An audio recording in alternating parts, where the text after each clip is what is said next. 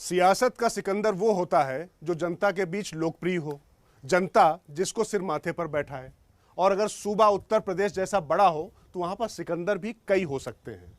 जाहिर है जब सिकंदर कई हैं तो सत्ता का बादशाह बनने के लिए उन सिकंदरों के बीच में प्रतिभागिता होगी, प्रतिद्वंदिता होगी, और उनमें से जो क्षेत्र, वर्ग और लोगों के मुद्दों को उठाते हुए उनकी भावनाओं से जुड़ पाएगा वो सत्ता का बादशाह बन जाएगा। तो बात करते हैं राज की बात में, कौन सिकंदर बादशाह बनने के लिए क्या रणनीति बिछा रहा है। उत्तर प्रदेश में विधानसभा चुनाव से पहले की सियासी सरगर्मियां बढ़ती जा रही हैं। सबसे ज्यादा गहमा गहमी सत्ता पक्ष में दिख रही है। केंद्रीय नेता लखनऊ आ रहे हैं, सीएम व राज्य के नेता दिल्ली जा रहे हैं। पुराने समीकरणों को दुरुस्त करने की कवायद भी तेज है। मोदी शाह ने जिस समीकरण के सहारे 2014, 17 और फिर 19 में जीत का परचम फहराया, विपक्ष के हर गठबंधन का चक्रव्यूह भेदा, उसी को दुरुस्त करने में बीजेपी और संघ परिवार पूरी शिद्दत से जुटा हुआ है। वहीं विपक्ष की तरफ से ऐसी कोई हलचल नहीं दिख रही है। एक बात आपको समझनी होगी कि राजनीति में अगर जो दिखाई दे रहा है जरूरी नहीं कि वही हो रहा हो। अगर इसे दूसरे शब्दों में कहें कि अगर कुछ नहीं दिखाई दे रहा है तो इसका मतलब ये नहीं कि कुछ हो नहीं रहा है। अगर उदाहरण देखना है तो पंचायत चुनाव देख लीजिए, वहां पर बीजेपी बहुत कुछ करती दिखाई पड़ रही थी, समाजवादी पार्टी कुछ करती नहीं दिखाई पड़ रही थी, लेकिन नतीजे समाजवादी पार्टी के पक्ष में गए और निर्दलीय ज्यादा जीते। तो इसके पीछे भी कोई कहानी थी।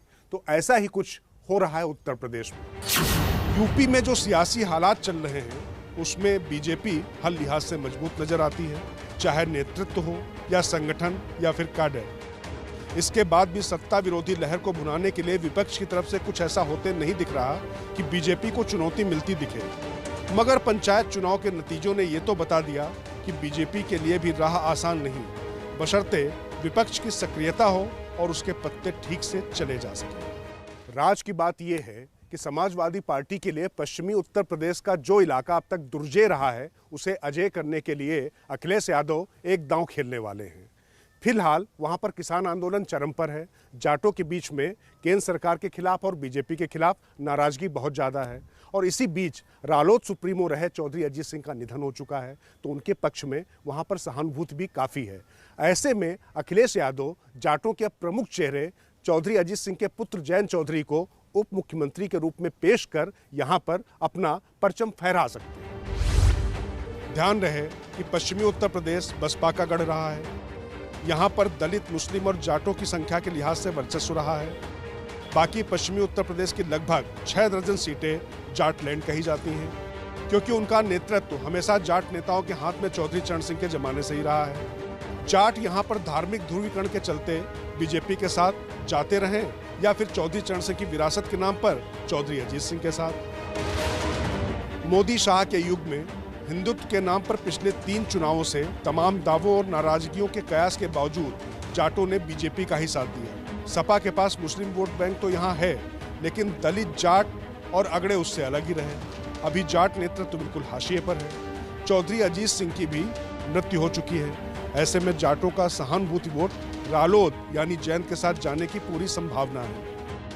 हिंदुस्तान इतना बड़ा है कि यहाँ पर कभी चुनाव खत्म ही नहीं होते हैं, या बल्कि यूं कहें कि चुनाव से उबरने का मौका ही नहीं मिलता है। अभी पश्चिम बंगाल और असम समेत 5 राज्यों के चुनाव गए नहीं कि अब अगले साल फिर उत्तर प्रदेश और पंजाब जैसे बड़े राज्यों के साथ 5 राज्यों के चुनाव हैं। और पंजाब में खास तौर से जिस तरीके के प्रयोगों की भूमिका बन रही है वो काफ़ी महत्वपूर्ण साबित होने वाली है। राज की बात इन्हीं प्रयोगों पर कि गठबंधन की ये जो नई किस्म है क्या शक्ल लेती है और इसका क्या स्वरूप सामने आता है।